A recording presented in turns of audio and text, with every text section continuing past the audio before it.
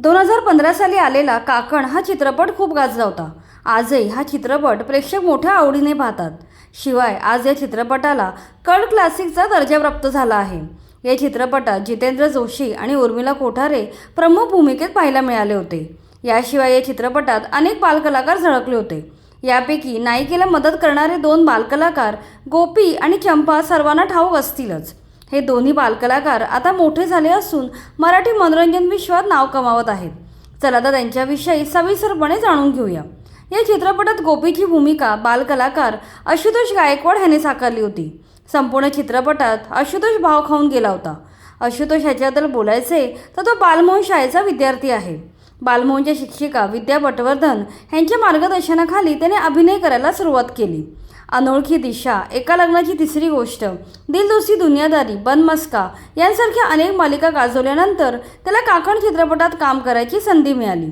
त्याने मिळालेल्या संधीचे सोने केले आणि चित्रपटात दमदार काम केले। काकण चित्रपट गाजवल्यानंतर त्याची अभिनयाची गाडी सुसाट सुरू झाली। यानंतर आलेल्या उन्हाळ आणि मी वसंतराव या चित्रपटामध्ये त्याने साकारलेल्या भूमिका विशेष लक्षात राहिल्या। पुढे त्याला हिंदी मनोरंजन विश्वात देखील काम करायची संधी मिळाली। बचपन, हरामी, सजनी शिंदे का व्हायरल व्हिडिओ यांसारख्या हिंदी सिनेमात तो झळकला आहे।